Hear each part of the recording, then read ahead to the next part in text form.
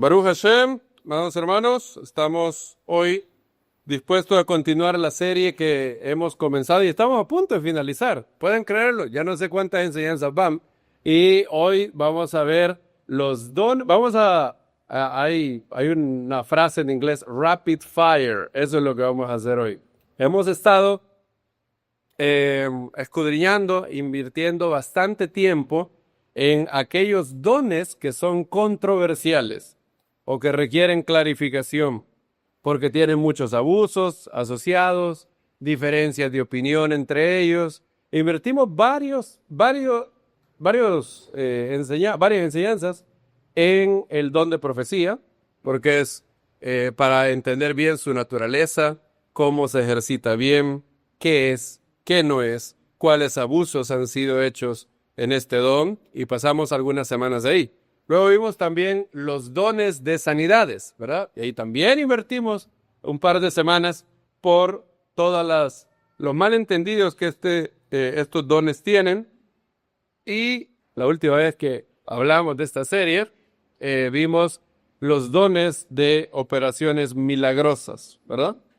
Hoy vamos a ver el resto de los dones del Espíritu. Si se recuerdan, habíamos visto que teníamos un número de dones del Espíritu en Primera de Corintios 12, Romanos 12, Efesios 4 y Primera de Pedro 4.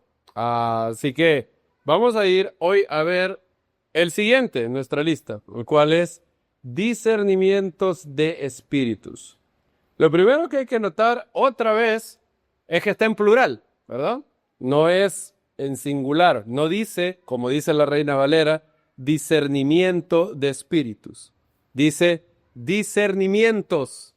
De hecho, en griego, diácrisis pneumaton. Eso es lo que dice en griego. Pneumaton es el plural de neuma, espíritu, y diácrisis es discernimientos en plural. ¿Qué significa esto? Bien, si estuviera en singular, entonces eso nos llevaría a creer que una persona recibe el don de discernir espíritus. O sea, esa persona tuviera el don de discernir todo lo que tiene que ver con el mundo espiritual, con el mundo no físico.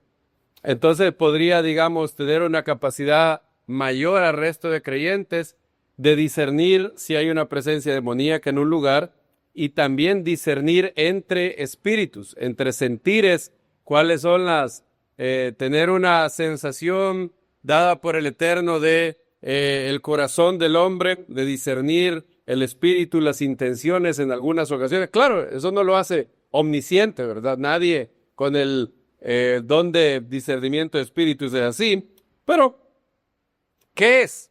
Miren lo que dice Sam Storms. Probablemente esta es la mejor definición que he encontrado. Dice, este don sería la habilidad dada por el espíritu no simplemente para reconocer la existencia de espíritus, sean demoníacos o no, sino también la habilidad de discernir entre espíritus. Estoy inclinado a creer que es la habilidad para distinguir entre lo que el Espíritu Santo hace y lo que otro espíritu, demoníaco quizás, o quizás lo que el espíritu humano hace. Ahora, todos nosotros, es más, creo yo, que todos los seres humanos tienen los filósofos hablan de las facultades del alma. Facultades, una capacidad que nuestra alma tiene. Yo creo que todos los seres humanos, creyentes o no creyentes, tienen un poquito de discernimiento espiritual, un poquito. Y pueden discernir ciertas cosas de manera directa. Por ejemplo, ¿no les ha pasado que están en un lugar y sin haber visto a alguien, ustedes sienten que una persona entró en ese lugar? Sí, ¿verdad? Eso es algo que reportan no solamente creyentes, o sea, y no es que ustedes, porque claro, si uno oye pasos, obviamente no es discernimiento de espíritu, ¿verdad? Es nuestros oídos. Si uno ve entrar a alguien, obvio que se da cuenta que alguien entró. No, estoy hablando cuando usted sin saber, ninguno de sus 5 sentidos detecta, espiritualmente usted detecta que hay algo. O la sensación de que alguien los observa. A pesar de que ustedes no lo están viendo, ¿verdad? ¿Han tenido alguna vez esa sensación? Claro, la inmensa mayoría de personas la detectan. Ahora, llamémosle a esto una facultad básica en el alma del ser humano. Creyente o no creyente, por igual. Ahora, en el momento que usted es nacido de nuevo, en el momento que el Eterno lava nuestros pecados en la sangre de Yeshua y entregamos nuestra vida a Él, tenemos lo que yo llamaría una segunda etapa de discernimiento espiritual. Aquellos que antes estábamos, como dice Efesios, muertos en delitos y pecados, dice, nos dio vida. Nuestro espíritu es vivificado y tenemos relación, unidad con Dios. Y en virtud de esa unidad, todo creyente tiene un discernimiento de espíritu que puede discernir cosas que el no creyente no. Por ejemplo, eso lo dice claramente 1 Corintios capítulo 2, ¿verdad? Cuando habla del espiritual. 1 Corintios capítulo 2 dice 2:14, pero el hombre natural no entiende las cosas del Espíritu de Dios, porque para él, ¿qué? Son locura.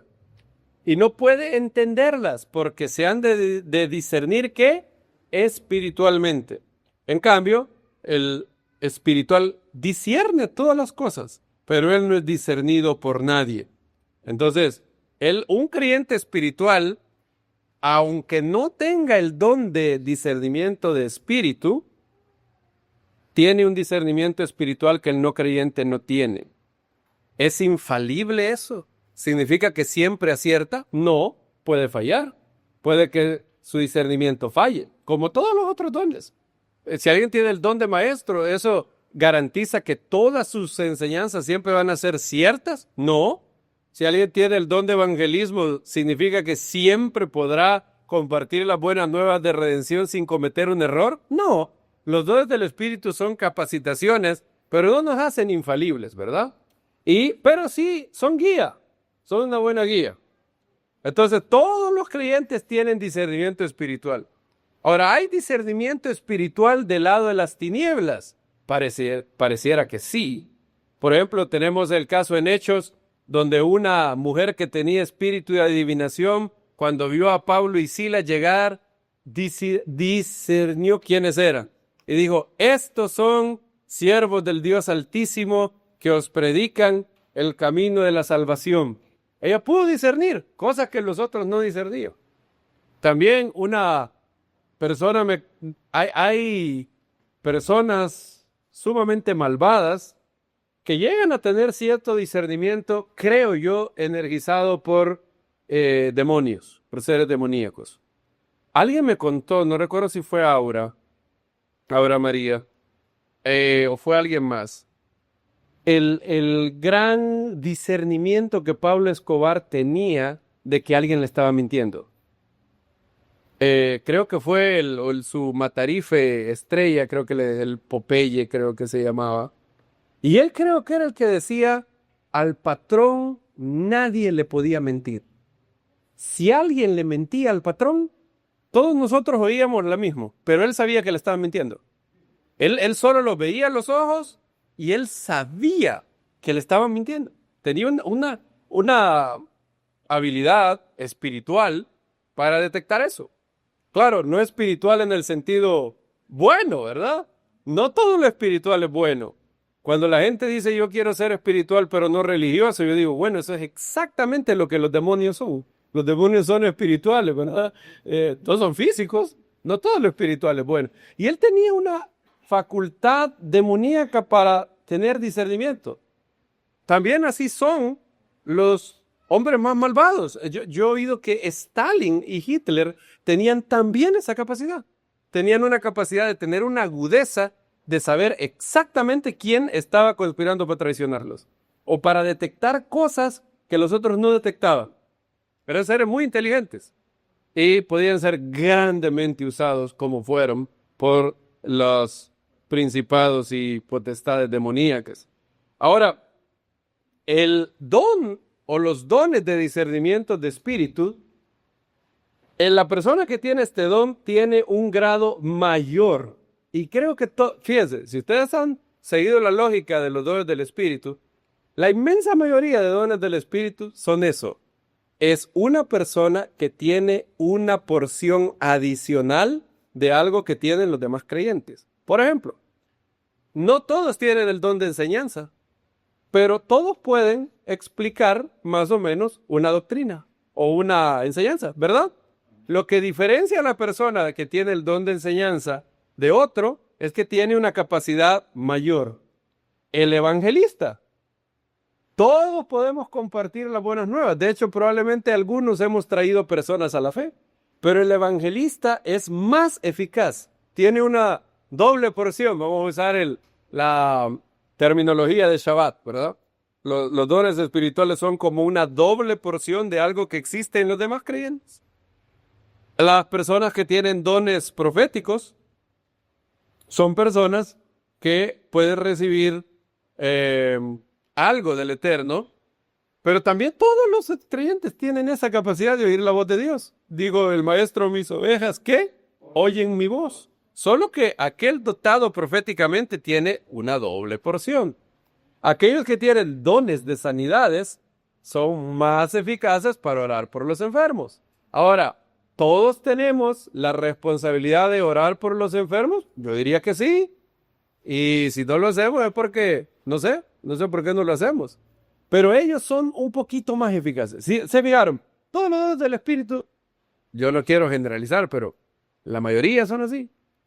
El que tiene el don de servicio, diaconía, tiene una carga especial por servir, un celo de que todo esté bien en la congregación.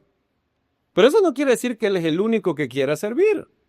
Una persona sin el don de diaconía o servicio puede tener el deseo de, hey, se acaba de caer algo ahí, voy a traer un trapeador y lo voy a trapear, ¿verdad? No necesita tener ese don. Todos tenemos compasión y misericordia, pero la persona que tiene el don de hacer misericordia, que habla Romanos 12, es una persona con una carga mayor. Y así, se vieron, casi la inmensa mayoría.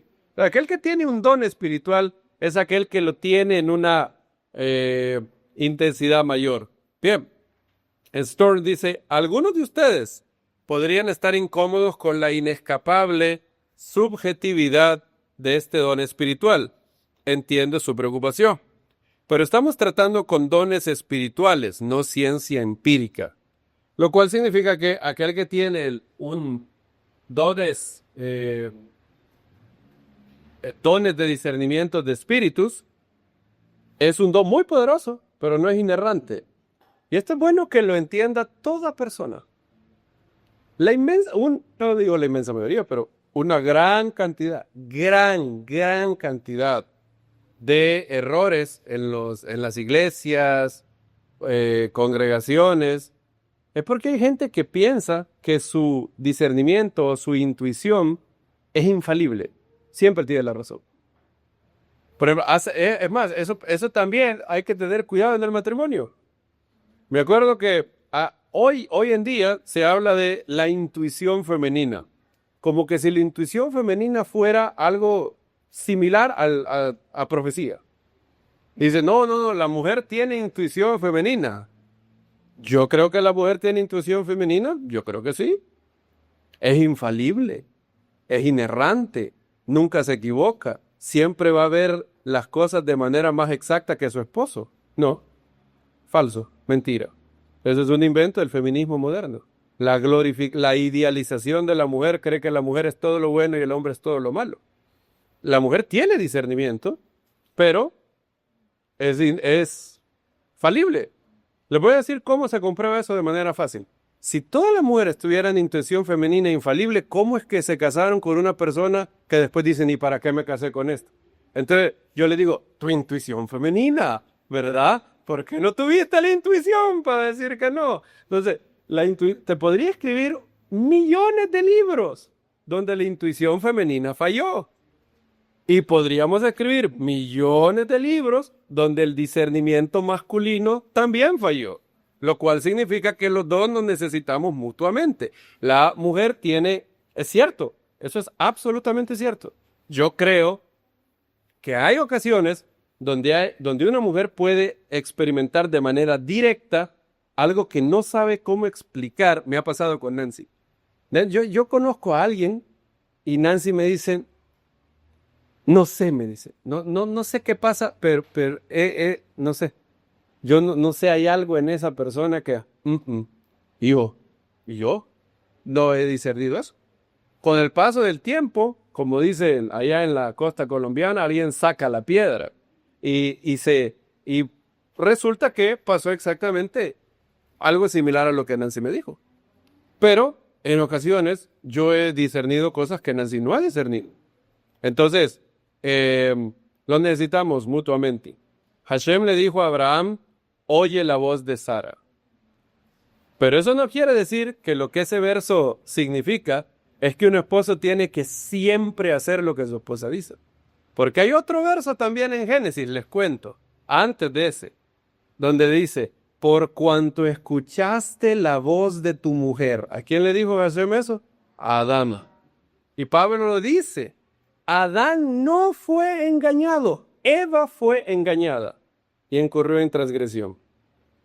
Entonces, en Génesis, Hashem premia a alguien, o le dice a alguien, le dice a Abraham, escucha la voz de Sara. Porque en esa ocasión, en ese asunto, Sara tenía razón. Pero eso no quiere decir que eso sea siempre.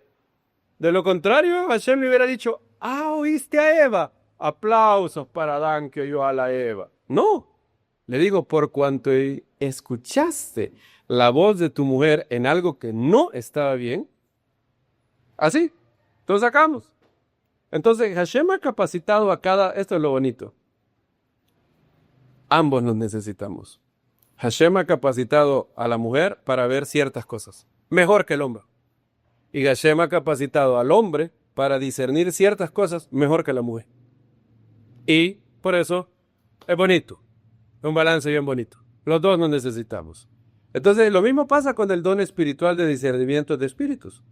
Yo conozco personas, que yo creo que tienen un discernimiento espiritual superior al mío, sin lugar a dudas. Pues ellos disciernen cosas que yo no había visto. No he visto. Ahora, esas mismas personas han llegado a perder o a no ver algo que yo vi desde el inicio. Yo luego he llegado a preguntarme, ¿cómo es posible que esta persona, que normalmente tiene un discernimiento espiritual agudísimo, aquí no lo vio? Me acuerdo cuando vi la película The Phantom Menace, donde se está en la República, en la vieja República, se está gestando, hay un señor maligno que está gestando todo para acabar con la República y establecer una tiranía. Pero lo quiere hacer tranquilo, no lo quiere tomar por la fuerza, no. Quiere que todo el mundo le diga, le damos todo el poder. Sí, si le aflige, bueno.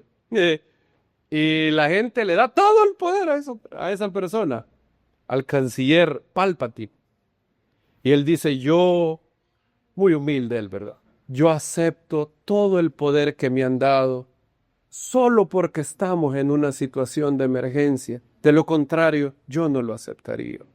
Y yo, como soy un demócrata, dice, en el momento que pase esta emergencia, de buena gana yo devolveré el poder al Senado.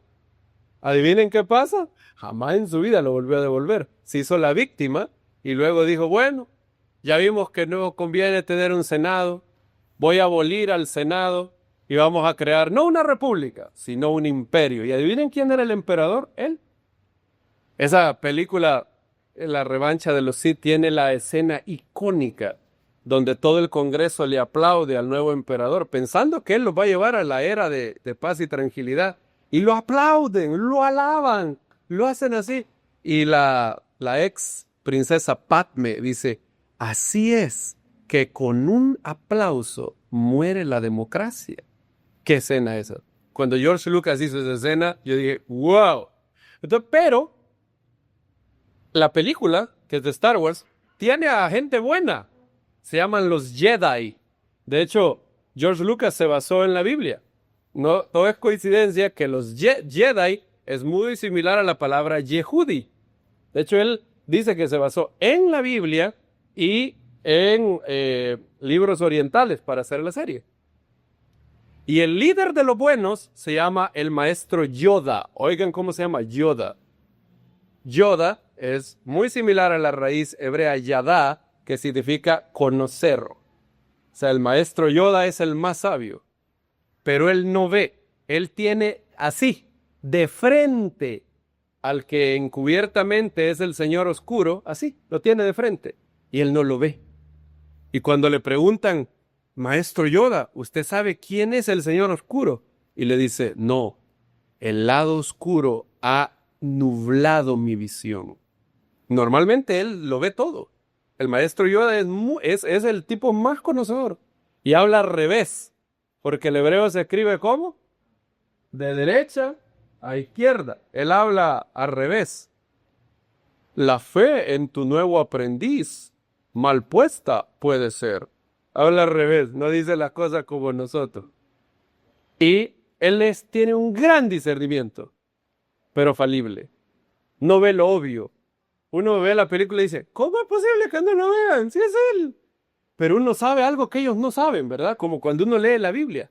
Uno dice, oye, ¿por qué cómo no ven que Judas? Si yo ya sé, aquí dice, ¿ve? Aquí dice en Mateo 27 que Judas. ¿Cómo no lo vieron los discípulos? ¿Por qué dijeron, ¿quién va a ser? ¿Quién va a ser, Señor? ¿Quién va a ser? Porque solo ha habido un ser humano que ha tenido discernimiento espiritual perfecto. Fue el ser humano al que Pedro le dijo, ahora sabemos que sabes todas las cosas. Debido a que tenía la plenitud de la divinidad, los 7 espíritus de Dios y había sido ungido, él sabía todas las cosas. Y aún ni él sabía ciertas cosas. Él dijo, el día y la hora que nadie la sabe. Ni los ángeles, ni el Hijo. ¿Quién? Solamente el Padre. Apocalipsis comienza diciendo la revelación de Yeshua el Mesías que Dios le dio. Así dice, ¿verdad? Apocalipsis 1:1. La revelación de Yeshua que Dios le dio. O sea, él no sabía esa revelación. Dios se la dio. El único que sabe todas las cosas de manera inerrante es el Padre. Es el único. El único que sabe siempre todas las cosas. Nosotros no. Por eso tenemos que ser humildes. Los dones espirituales tienen son un gran poder. Pero ya sabemos lo que dice el tío, ¿quién? Ben, ¿verdad? Un gran poder, Peter, conlleva una gran responsabilidad. ¿Se acuerdan de esa película? Hace poquito fue, va. Facebook, ahí dice un meme de Facebook, ¡ey, ponete una película de las viejitas! Vaya, voy a poner Spider-Man, nombre de las viejitas. Si es viejita, si ya tiene 25 años. Y se queda. Y es cierto, ¿verdad? 25 años. O sea, en el 2000 eso hubiera sido el equivalente de ver una película de 1975, de las de Pedro Infante o de alguna de esas vainas. Y es cierto lo que dice el tío Ben. Un gran poder conlleva ¿qué? Una gran responsabilidad. Nosotros vamos a cambiarle a un poquito. Un gran don requiere una gran humildad. Esa es la clave. Un gran don requiere una gran humildad. Porque no eres todo suficiente. ¿Tienes un gran don? Bendito es el Eterno. Pero no lo sabes todo, no lo puedes todo. Necesitas a tus hermanos.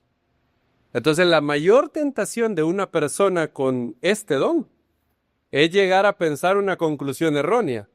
Debido a que yo he discernido bastantes cosas que los demás no, eso significa que siempre tengo razón. Esa sería una conclusión ilícita, ¿verdad? Eso no es así.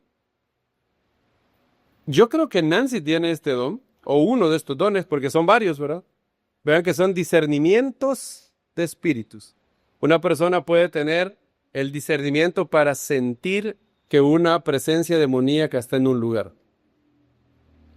Jack Deere dice que en una ocasión, J.P. Moreland también, J.P. Moreland un día lo invitaron a dar una conferencia empezó a hablar y él sintió que había una presencia demoníaca en la ala izquierda del... ¿Quién era la persona que no sabía? Solo sentía una fuerte sensación. ¿Cómo lo sabía? No sabemos. Hay cosas que los filósofos llaman a esto conocimiento directo. Hay conocimiento que es indirecto. Por ejemplo, mi conocimiento de que yo lo veo a ustedes es directo. No tengo que razonar, no tengo que decir, ¿cómo sé que yo veo a los hermanos? Lo sé, lo experimento de manera directa. Y él sabía en su espíritu, de manera directa, que había un demonio en esta área. ¿Pues no sabía quién? También Jack Deere ha escrito sobre esto. Un día él entró a un lugar y estaba predicando y sentía una presencia demoníaca al final, enfrente de él. Y al final de la conferencia había gente que estaba hablando con él y todo. Y se acercó una persona y le confesó que él era un satanista de la región, que había venido a sabotearlo y que había estado ahí. Pero Baruch Hashem, el hombre fue tan tocado que se había convertido. Pero él había llegado a sabotearlo. Él había llegado con decenas de demonios. Y él lo había percibido. Ahora él no sabía quién era. Hashem algunas veces nos da dones, pero pareciera que su manera es dar algo, pero guardar a esa persona de que ese algo lo corrompa. Tolkien nos ha dicho muchas veces, quizás por qué. Quizás nadie soporta el poder del anillo. Ni Frodo, ¿verdad? ¿Cuántos han visto El Señor de los Anillos aquí? Levanten la mano. Bien. Todo les da pena. Bien. Ahora, yo no los culpo si no lo han visto. Cada película dura 3 horas. Es difícil ver. Ahora, en la película hay un anillo, el anillo maldito, ¿verdad? Es el anillo que la persona que se lo pone es corrompida. Nadie puede soportar el anillo. Y el problema es que ese anillo ha traído la ruina de toda la Tierra Media, creo que sí. Muy bien. Y hay que, lo mejor que puede pasar, hay que destruir ese anillo. ¿Cuál es el problema? El problema es que cualquier persona que cargue el anillo, inmediatamente empieza a corromperse. Pero hay un elegido, un hobbit, pequeño hobbit.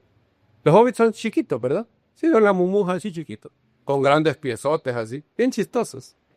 Tolkien hizo que los hobbits, ¿saben a quién representan? Los hobbits representan a los seres humanos humildes. Él quiso, en El Señor de los Anillos, dar una simbología de la humildad. Y solo Frodo es el único que puede soportarlo. Pero no del todo. Recibe daño.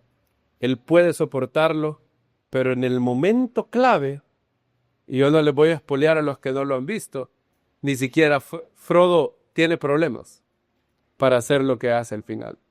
Y el pecado es así. Si Dios le diera a una persona un don profético infalible, esa persona tendría serias tentaciones. Serias tentaciones. Piénsenlo. ¿Se han puesto a pensar todo lo que eso causaría? La primer cosa que le causaría es, yo tengo un don superior a los demás. Eso debe ser porque yo soy mejor que los demás. ¿No sería ese un pensamiento que tocara a la puerta de su corazón? Yo creo que sí. ¿No creen ustedes eso? ¿Qué dice Pablo? Pablo dice en 2 Corintios capítulo 12, que debido a la grandeza de las revelaciones, Dios permitió a un mensajero de Satanás abofetearlo. ¿Alguien lo puede leer? 2 Corintios 12, del verso 5 al 7. De tal manera me gloriaré, pero de mí mismo no me gloriaré, sino en las debilidades. Aunque siquiera gloriarme no sería insensato, aunque sería la verdad. Pero me abstengo, para que nadie me considere por encima de lo que ve en mí o oye algo de mí, aun con la grandeza de las revelaciones. Por lo cual, para que no me enaltezca, me fue dado un aguijón en la carne, un mensajero de Nazatlán, que me amobardee, a fin de que no me enaltezca. Bien. ¿A fin de qué? O sea que Hashem en su misericordia permitió. ¿Cuál es ese aguijón en la carne? Bueno, los teólogos no están seguros. Algunos dicen que es una enfermedad. Otros dicen que no, que es persecución. Cada vez que Pablo llegaba a un lugar, había problemas. Cada vez que llegaba a un lugar. Satanás venía y ocasionaba un tumulto. Otros dicen que eran ataques demoníacos. Por ejemplo, algunos han especulado que es el recuerdo de Esteban. Cada vez que Pablo predicaba, se sentía el hombre más miserable del mundo. Recordaba al pobre Esteban y cómo él había todo su pasado. Algunos han especulado que Satanás frecuentemente le decía lo malo que Pablo era. Le recordaba su pasado. Ese era el aguijón. Por eso Pablo lo describe como un aguijón. Y es así. Si te pones a pensar, cada vez que como creyentes, si eres un creyente espiritual, cada vez que como creyente tú recuerdas un pecado grave del pasado, se siente exactamente como eso, un aguijón. Algo que... Y yo fui el idiota que hizo... ¡Qué vergüenza! Y yo no sé qué era. Una enfermedad de los ojos, persecución o ataques demoníacos. Cualquiera de esas tres cosas. Hay una realidad. Pablo pidió al Eterno, quítame eso. Y Hashem dijo, no. Si te lo quitara, te pierdo. El anillo te consuma. El anillo de las revelaciones te consumiría. Serías un tipo insoportable. Serías un tipo engreído. ¿Quién te aguantara? Es más, ya Pablo, de hecho, hay algunas cartas que Pablo no es muy polite, ¿verdad? No es muy elegante. Ojalá se mutilaran los que os persiguen, dice los Gálatas. Pablo tenía su carácter, ese hombre. Ya aún así, hombre, te me descarrilás. Por eso hay dones que la mayoría de veces Hashem tiene en cuenta nuestra situación caída y nos da dones que son buenos, pero con medida. Por eso dice, conforme a la ¿qué? Medida de la fe. Entonces, una persona que tiene discernimiento de espíritu puede discernir algo que los otros no. La vez pasada que fuimos a Medellín, me recuerdo que yo me siento cuando veníamos de Panamá para acá, nos sentamos con Nancy, estábamos así, y cuando iba a empezar el vuelo, Nancy me dice, yo no sé por qué siento una presencia demoníaca heavy en este avión. Yo, ¿en serio? Le digo, uy, ¿se habrá pegado algún demonio que expulsaron allá en Medellín? Aquí, qué heavy. Pero, sí, yo no sé dónde, yo no sé dónde.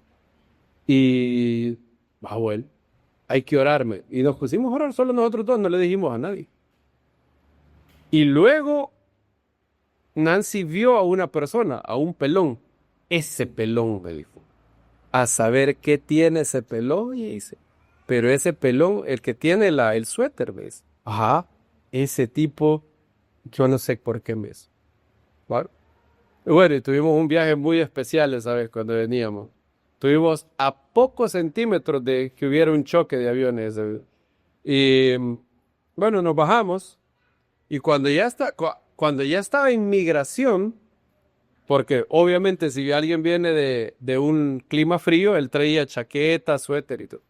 Ahí en el avión, ahí cuando aterrizamos en el aeropuerto, lo menos que hay en el aeropuerto de El Salvador es frío. Claro, como que el infierno.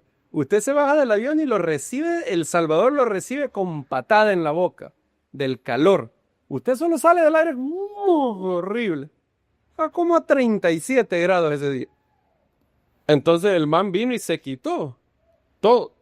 El man en los brazos tenía pentagramas, 666, todo plagado de tatuajes satánicos. Bueno. Ahí fue que dije, bueno. Y Nancy había discernido eso antes. Entonces, la persona que tiene uno de estos dones espirituales puede eh, saber cosas en el espíritu de manera directa y de manera muy poderosa, más poderosa que los demás. Bien, y no hay mucho más que decir de esos dones. Eso es todo lo que hay que decir, ¿verdad? Eso es el don espiritual de los discernimientos de espíritu. Ahora, vamos a ver los otros dones. Si se recuerdan, habíamos visto una lista de los dones y habíamos visto que en promedio los dones espirituales podríamos decir que eran, ¿cuántos? ¿Se acuerdan? Habíamos dicho que eran 20 o 21, más o menos, dependiendo si vemos al apostolado como un don y no como un oficio. Ahí hay dudas de interpretación, hay diferencias de interpretación.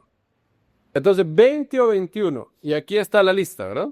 Esta es una lista que yo les di. Esa es la lista de los dones del Espíritu que aparecen en la Biblia en los 4 pasajes. Ahora, vamos a ver rápidamente los otros dones del Espíritu que aparecen en la Biblia y que no son muy controversiales, solo se requiere una definición correcta y uno dice, ok, claro, eso es. Bien, empecemos. La Biblia dice, vamos a ir a Romanos capítulo 12. 12:5, ¿lo tenemos? Así los muchos somos un cuerpo del Mesías, cada uno miembro los unos de los otros. De manera que, teniendo diferentes dones, según la gracia que nos fue dado, si es de profecía, úselo según la analogía de la fe. Si diaconía, en el servicio. El que enseña en la enseñanza. Bueno, aquí tenemos el don de la enseñanza. ¿Qué es el don de enseñanza?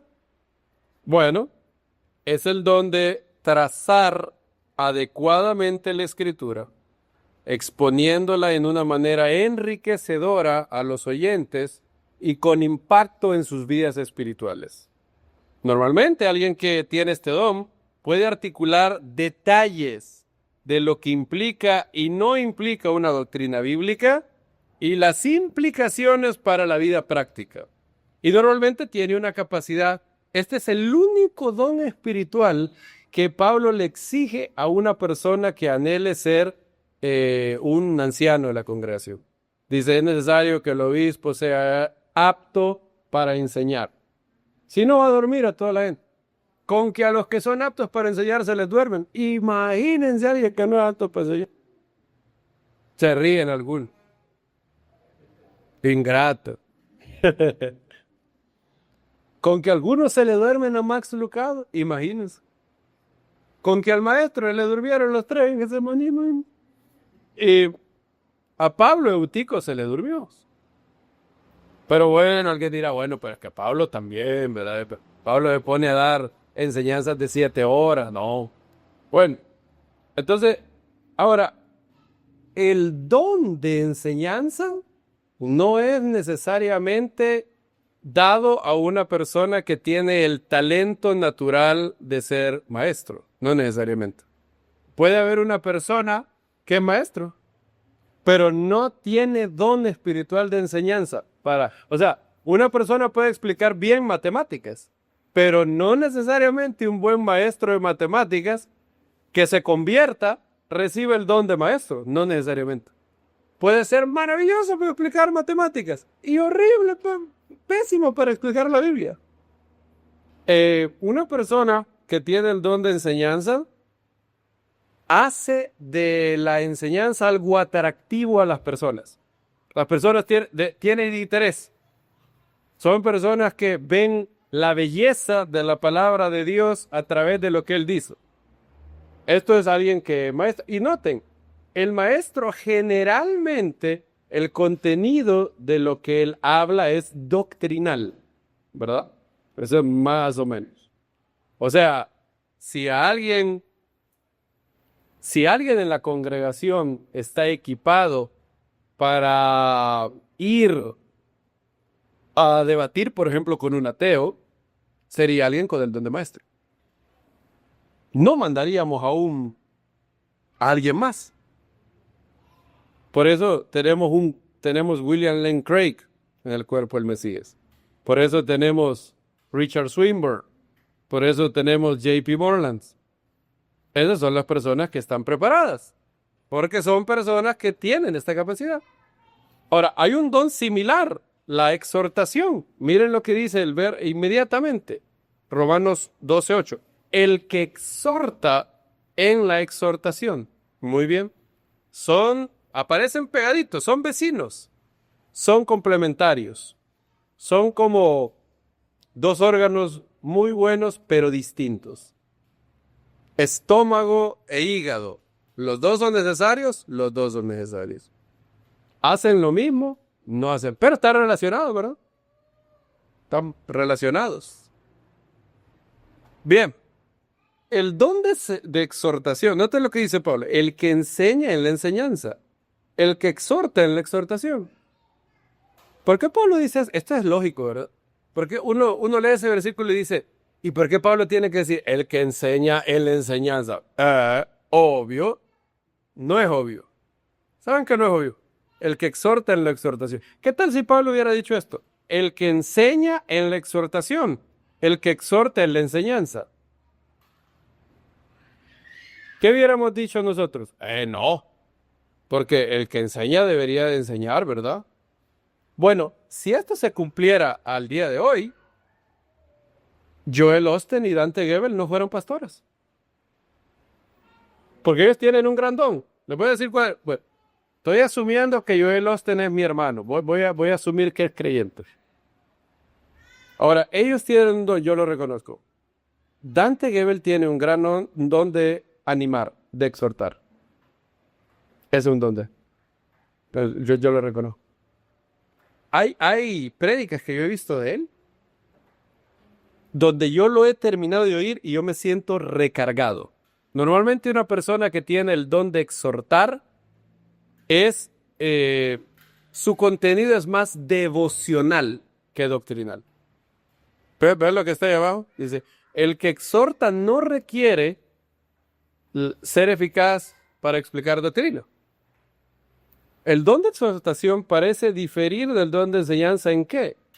En el contenido o tipo de edificación. Ahora, ambos son necesarios. Seríamos absurdos si dijéramos, sí, es mejor esto.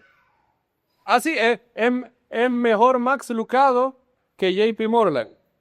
Eso sería como decir, no, yo no quiero vitamina A, solo vitamina C quiero yo. No, ¿verdad? ¿Los dos nutrientes son necesarios? Son necesarios. Como decir, no, yo comida ya no quiero, solo agua.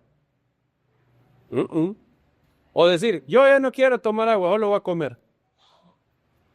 ¿Necesitamos qué? Como decía el Chavo del 8, las dos cosas. Las dos cosas. Bien. Dice, alguien con el don de enseñanza es eficaz en explicar doctrina y sus implicaciones. Diferentes errores a evitar, lo que significa, lo que no significa, lo que implica, lo que no implica. Sí. Hacer lo que llaman los estadounidenses un breakdown, un desglose. En cambio, el que exhorta no. El que exhorta no requiere eso. Su don radica en animar a los demás, en consolarlos, animarlos y, como dice la palabra, exhortarlos a crear, hacer que sus espíritus se sientan entusiasmados y animados a actuar, a ser mejores o a consolarse, a experimentar un gran mensaje de ánimo, de consuelo de parte de Dios. Entonces, por eso ahí dice, su contenido es más devocional que doctrinal. Ahora, si es una persona que tiene el don bueno, su contenido devocional no va a ser herético, no va a ir en contra de las grandes verdades de la Biblia. Entonces, por eso, ¿quién creo yo que tiene don de exhortar? Yo creo que Dante Gebel quiere ese don.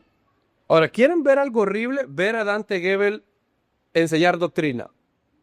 Un caos. Una serie, una sarta de cosas que uno dice. Ahora, algunas veces lo hace bien. Pero cuando lo hace mal, ay, no. Ahora, yo no he oído mucho, pero he oído allá como hace unos años, un día alguien me mandó una predica de Joel Osteen y me llamó la atención el título. Ah, se veía bueno el título. Y lo vi. Nunca en mi vida había oído una enseñanza de Joel Osteen. Jamás. Fue la primera vez, güey. Y empezó. Y el tipo tiene una sonrisota así, y empieza así, y dice, I want to start with something funny. Así empieza así. I want to start with something funny. Voy a empezar con algo divertido. Y cuento un chiste. Bueno, no un chiste feo, ¿verdad? Y todos se ríen. Bien, take up your Bible. Y siempre tienen un ritual bonito. Ya, a mí me parece bonito. Yo lo vi y dijo, wow. Yo cuando lo vi dije, hey, that's very cool. Está bien nice eso. Todas las prédicas de él comienzan así. Take up your Bible. Tomen su Biblia. Todo el mundo agarra su Biblia y dice, this is my Bible. Y todos repiten, esta es mi Biblia. Yo soy lo que dice que soy. Tengo lo que dice que tiene. En este momento mi mente está alerta. Nunca seré igual después de oír su palabra. In Jesus' name, amén. Y empieza bien bonito. Sí, yo empecé, qué bonito, muy bonito. ¿Creen ustedes que está mal eso? Yo no. Me parece bonito. Me gusta mucho, el phrasing me gusta. This is my Bible. I am what it says I am. I have what it says I have. I will never be the same, dice. In Jesus' name, amen. God bless you, dice el tipo. Entonces, y empezó a hablar. Ahora, yo no he oído, le mentiría si yo le diría que he oído decenas de enseñanzas de él. No. Oí esa. Duraba 20 minutos. Porque hoy, para los creyentes de hoy, les es gravoso oír enseñanzas de 1 hora. Qué increíble. Qué vergüenza de creyentes. Pero bueno, eso dicen los griegos. No le hable más de 30 minutos. Que no. Me dan ganas no saben. ¿Cómo van a creer eso? No. Nadie lee ya un libro de 300 páginas. Hay que hacer los libritos ahí chiquitos y con dibujitos. No. Bueno, si se puede hacer con dibujos, muy bueno. Yo tengo libros con dibujos muy buenos, pero no tiene que ser así. Ahora, duró 25 minutos. Ya ni me acuerdo cuál era el título, di de lo que hablaba. Ahora, les voy a ser bien sincero. Durante los 28 minutos yo lo oí con mis antenitas de vinil buscando la presencia del enemigo. Yo lo leí críticamente. Así, con mi detector de herejías lo oí. Con mis antenitas de vinil así. Bueno, felizmente les reporto que en 28 minutos yo lo oí de cabo a rabo. Él no dijo nada que sea antibíblico, ninguna herejía. Y fue una exhortación buenísima. Buenísimo. O sea, yo terminé de oír eso, me sentí energizado. Buenísimo. ¿Cuál es el problema? El man es el pastor principal y ha introducido doctrinas que son heréticas, como la confesión, por cierto, otra serie de cosas. ¿Qué es lo que ha pasado? Ellos han hecho lo contrario, el que exhorta en la enseñanza, eso es lo que ha pasado. Están fuera de su don, se fijaron. O sea, para animar personas, si yo quisiera, si ahorita estuviera Dante Gebel aquí, y yo quisiera que alguien los animara, yo me bajo así, y lo pongo a él. Me acuerdo, hay una prédica de él que habla de Josué, cuando dice, levántate, y te digo que seas muy valiente, y él le cuenta lo de Rainer Bunke en Sudáfrica. Yo terminé, pero llorando con esa prédica. Buenísima. Ahora, oí otra prédica que se llama La Ley de la Fe de Dante Gebel, donde él irrumpe en el peligroso terreno de la doctrina de la relación entre la ley y la gracia. Resultado, un desastre. Es un desastre. No tiene patas ni cola, él dice cosas. ¿Cómo es que la misma persona puede ser de gran edificación aquí y de gran edificación aquí? Porque está descarrilado, está Un pez funciona muy bien en el agua, pero es pésimo en el aire. No funciona. Si esto se viviera, sería una gran bendición. Ahora, estoy diciendo yo que un pastor. Esta sería una muy buena pregunta. ¿Y qué tal si una persona tiene el don de exhortar, pero no de enseñar? ¿Puede ser pastor? That's a very good question. Porque 1 Timoteo 3 nos dice apto para exhortar, ¿verdad? ¿Cuál es el requisito? Apto para enseñar. El líder o los líderes de la comunidad, debido a que van a ser los que tracen la doctrina, las enseñanzas de la Biblia para estas personas, tiene que ser apto para enseñar. Por eso yo creo que parece que Efesios, aquí hay un debate aquí. Hay un debate y este es el debate de Efesios 4.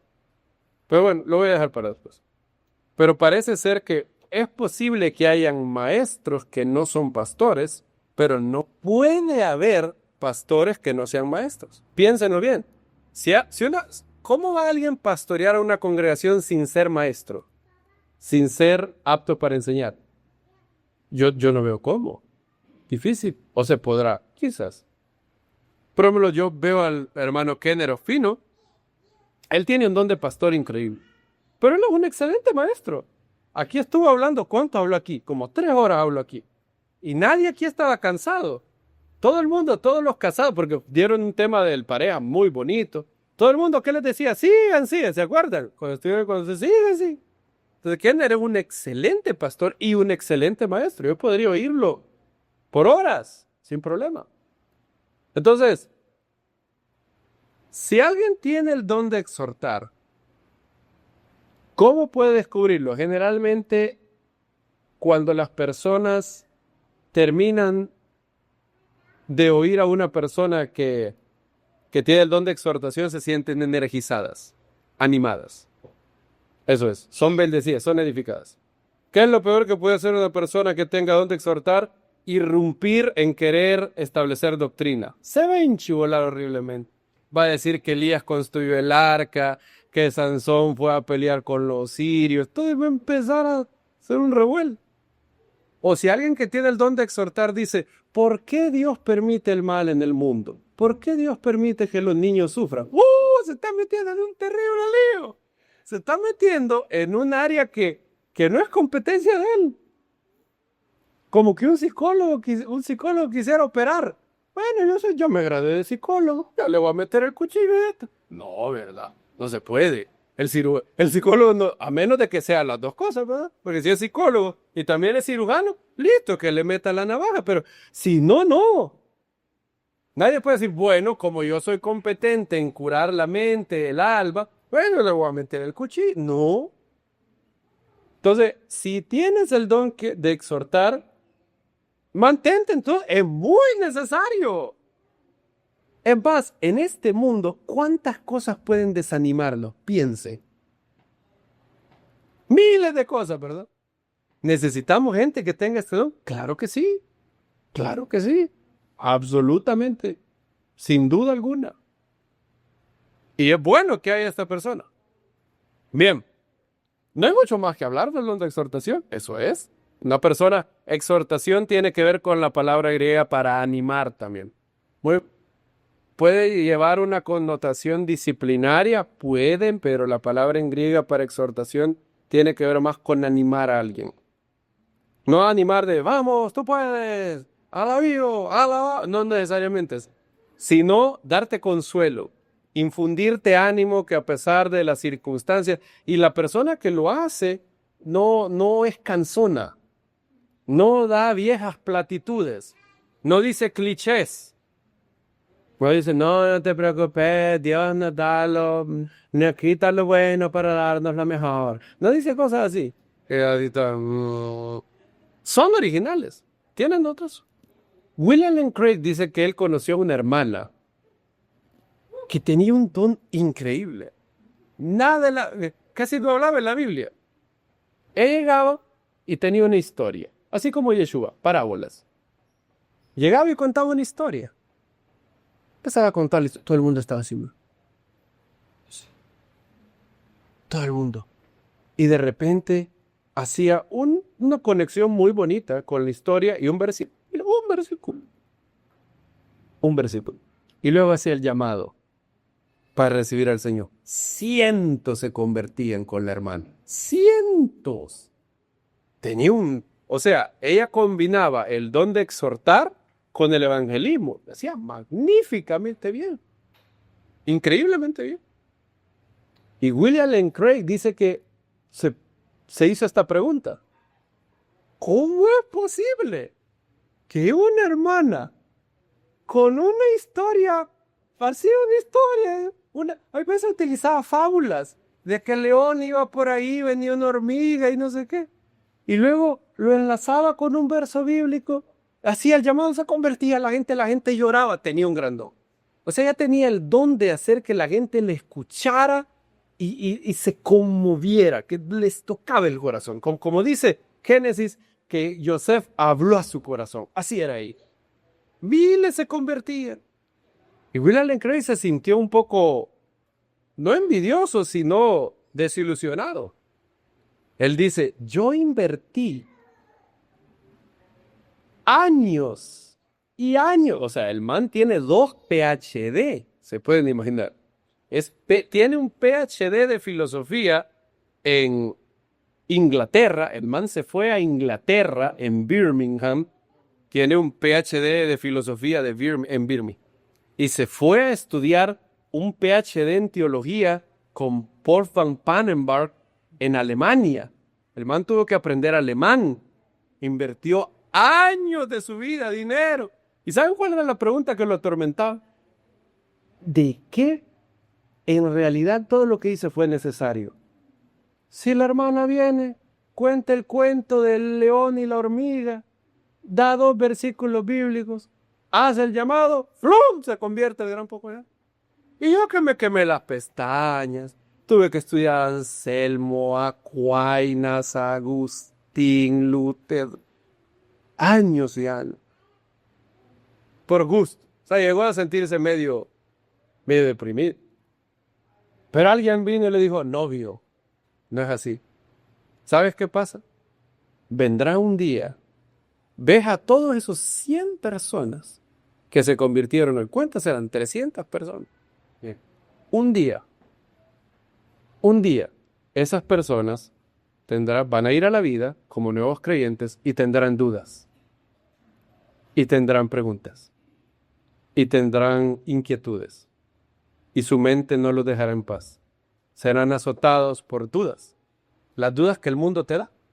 Verán niños sufriendo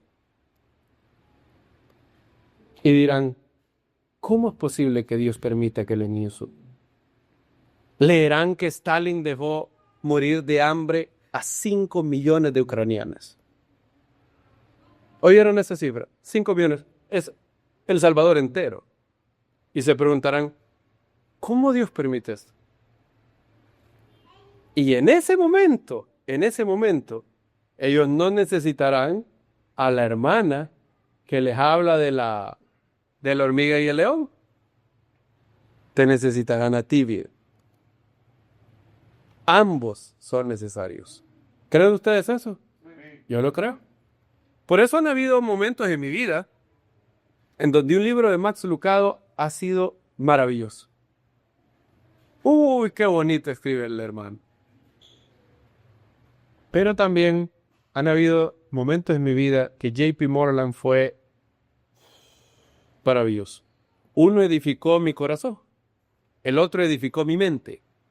Y ambas cosas son necesarias. Amarás al Señor con todo tu corazón, con toda tu alma, con toda tu mente y con todas tus fuerzas. Ambas son necesarias. Y Baruch Hashem, por eso Pablo dice, el que enseña, en la enseñanza. El que exhorta, en la exhortación. Bien, sigue diciendo y menciona el nombre diaconía. Véanlo ahí en Romanos capítulo 12. Romanos 12 dice, el que tiene diaconía en el servicio. Esa palabra, ven esas letras ahí, eso es griego, y ahí dice, se pronuncia diaconía.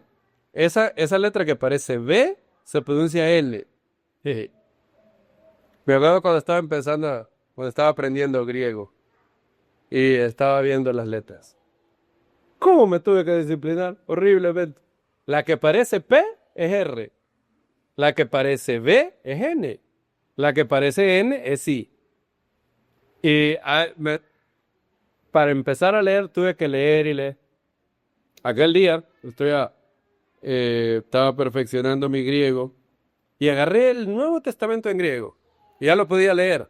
Baruch Hashem. Entonces, diaconía significa servicio. Se refiere a una capacitación especial dada por el Espíritu para ministrar y suplir necesidades en la congregación. De hecho, se nos dan requisitos de los diáconos. Miren 1 Timoteo capítulo 3. Asimismo, los diáconos serios significa no que están siempre así, ¿verdad? Yo leí esto, bueno. Serio significa personas maduras, ¿verdad? No es que nunca se ría. ¿Por qué no se ríe nunca, hermano? La palabra dice que tengo que ser serio. No se quiere decir eso. Es más, una congregación donde los diáconos no se ríen, yo no sé si quisiera volver a entrar a esa congregación. Si las personas que están supuestas a ser las personas amables que me den la bienvenida están empurradas, me voy mejor. Si esa es la luz, ¿cómo estará la oscuridad de ese lugar? Bien, dice después, sin doblez de lengua, no adictos a mucho vino, ni ambiciosos de bienes materiales, que mantengan el misterio de la fe con limpia conciencia. Estos también sean probados primero, y entonces sirvan como diáconos, siendo irreprensibles. De igual manera, las mujeres, o sea, las mujeres diaconisas, sean serias, no calumniadoras, sobrias, fieles en todo. Los diáconos sean maridos de una sola mujer, que cuiden bien a los hijos y sus propias casas.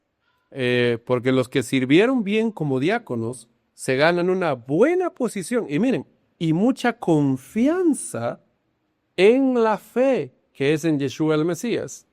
Estos son los requisitos de diácono, ¿verdad? Ahora, las personas con este don tienen una capacidad mayor al resto de los creyentes en su deseo de servir. Por eso es diaconía. Y en su habilidad de detectar necesidades y tener una carga por suplirlas, haciendo que la obra del Señor sea gloriosa. Pablo, de hecho, escribe una carta dirigida a los diáconos de la comunidad de Filipos.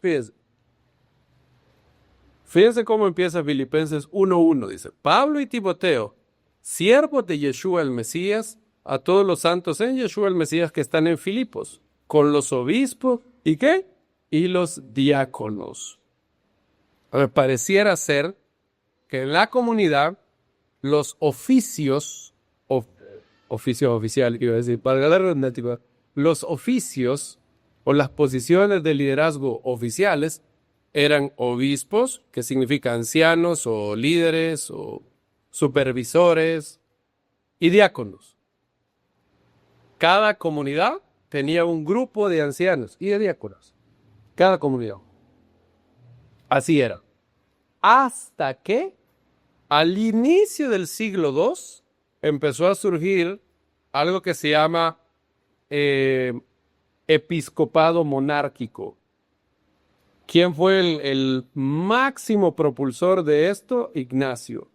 Ignacio empezó a escribir a todas las iglesias y empezó a decirles que se movieran o que el obispo era una autoridad incuestionable. O sea, él le dio mucha autoridad a un obispo. Y entonces empezaron a ver en regiones, por ejemplo, el obispo de obispos, ¿verdad? Con el paso del tiempo, ese episcopado monárquico avanzó hasta el punto que el obispo de una área era muy reconocido por los demás, de una ciudad importante, por ejemplo. el obispo de Alejandría, de Jerusalén, de Antioquía, de Constantinopla, y obviamente en una sociedad donde el imperio se llama el imperio ¿qué? Romano, adivinen cuál obispo empezó a ser visto como alguien muy importante. Obviamente el obispo de Roma, ¿verdad? Porque Pedro había ido ahí, no, es lógico. Es más, Jerónimo dice esto del siglo IV. Del siglo IV dice Jerónimo claramente que el obispo de Roma es importante porque es el obispo del imperio. Vive en la ciudad más importante del imperio, Roma, ¿verdad? Lógico. Y con el paso del tiempo el obispo de Roma amasó poder y llegó a derivarse cientos de años después en el catolicismo. Pero al inicio no era así. Vean, Pablo dice a los obispos, no uno, ¿verdad? ¿Se fijaron? No dice al obispo y a los diáconos. No, dice a los obispos y diáconos de la congregación de Filipo. O sea que había más de un obispo en esa comunidad. Sí. Hoy no, eso es impensable en el catolicismo. No hay dos obispos en una iglesia. El obispo es el jefe de los curas, ¿verdad? Y luego está el arzobispo, ¿verdad? Pero eso no era así en la Biblia. La Biblia no conoce de arzobispos, papas, nada de eso está en la Biblia. Eso fue cientos de años después.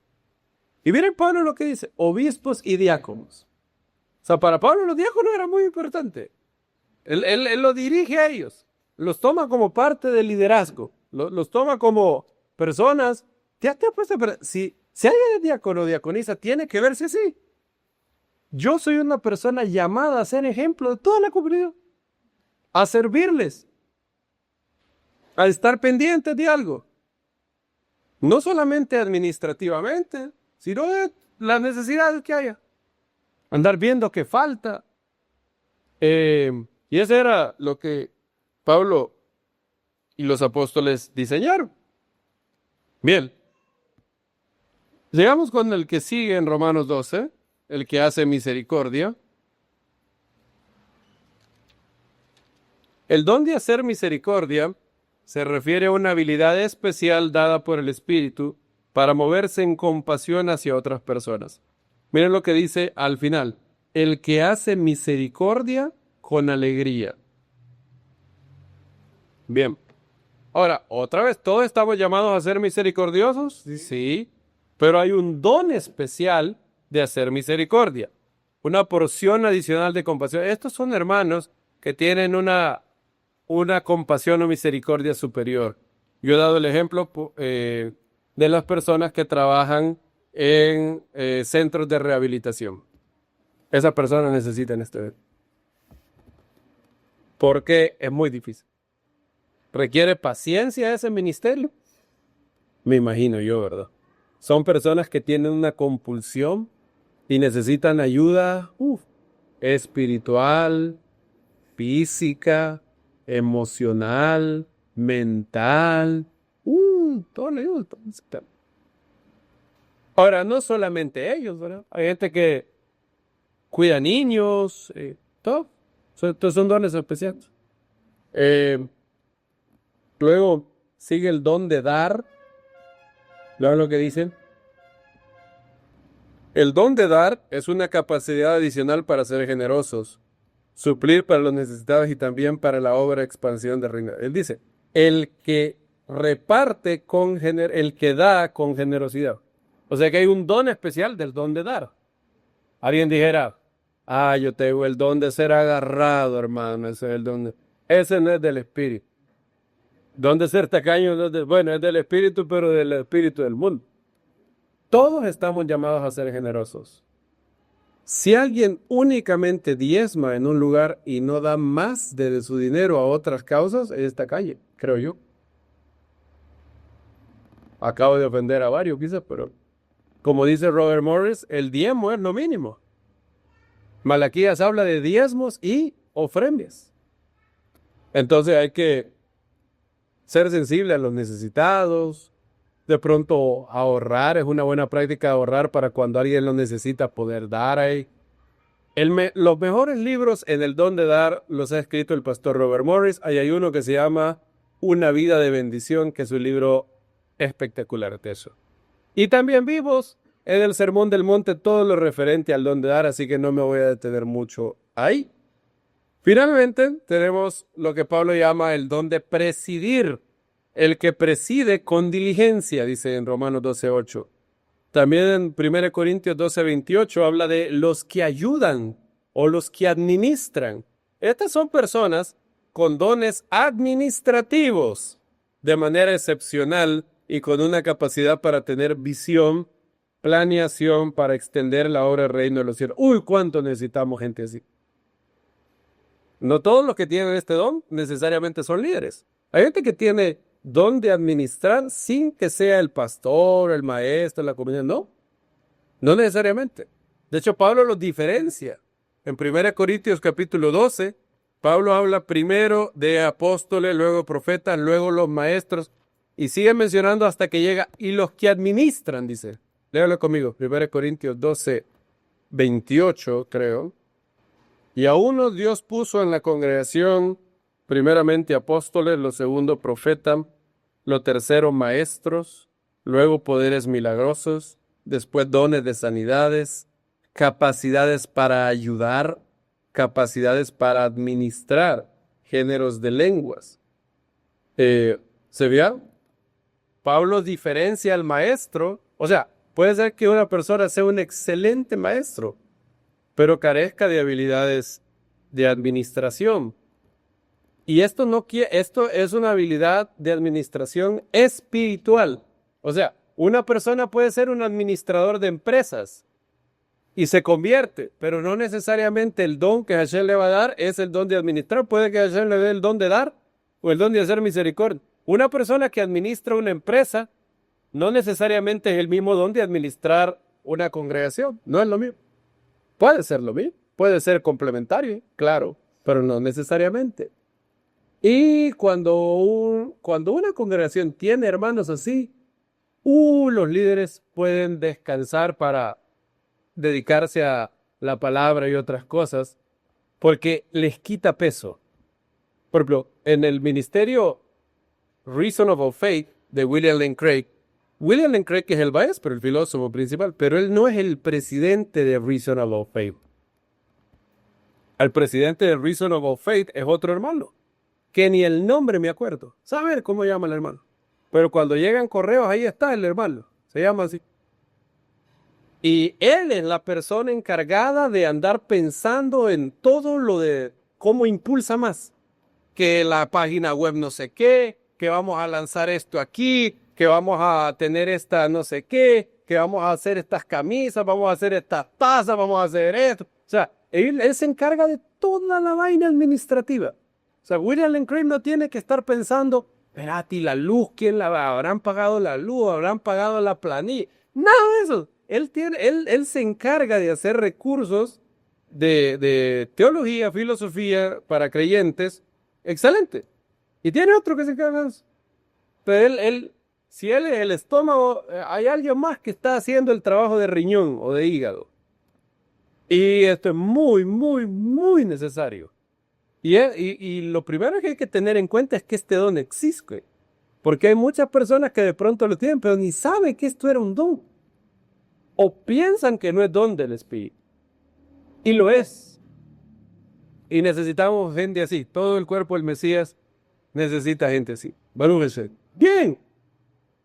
De los 21 dones, o 20, veamos.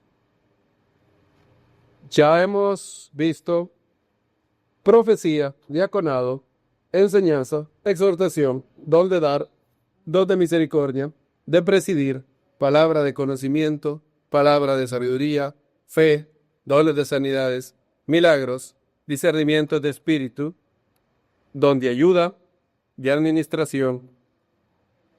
Y solo nos falta, hay 3, evangelismo, pastorado, el don de lenguas y el don de pastor maestro, dice. Bueno, ahí es donde está la discrepancia si son 20, 21, 19. Bueno, el don de pastor creo que es algo que ese no tendría que decir mucho de ello, ¿verdad? Es una persona que está diseñada para cuidar a las ovejas, administrar a la congregación, ver el cuidado espiritual, una carga especial por el cuidado espiritual de las personas, estar pendiente de ellas y todo eso. Eh, Evangelismo, bueno, ese es otro don que está, casi todo el mundo lo entiende, ¿no? La capacidad dada por el Eterno de ser más eficaz a la hora de llevar las buenas nuevas. Bien, hemos visto todos a excepción de uno y lo he hecho adrede. Solo nos queda uno, el don de lenguas. El don de lenguas y de interpretación de lenguas. Pablo dice de ese don aquí, el don que Pablo llama glosón, varios géneros de lenguas. A otros, herminía glosón, interpretación de lenguas. Bien, eso lo veremos en la próxima ocasión. Ahora ya hemos cubierto. Y ahí vamos a, como ese don también tiene muchas cosas que pueden generar dudas, probablemente tengamos que invertir más de una enseñanza sobre eso. Así que hoy hicimos un rapid fire, ¿verdad? Boom, boom, boom, boom, boom. Pasamos por varios, ya hemos cubierto prácticamente todo, solo nos queda uno. Bendito sea el Eterno que nos ha permitido inquirir en su palabra y poder estar más equipados. A Él sea la gloria por los siglos. Amén, ve amén.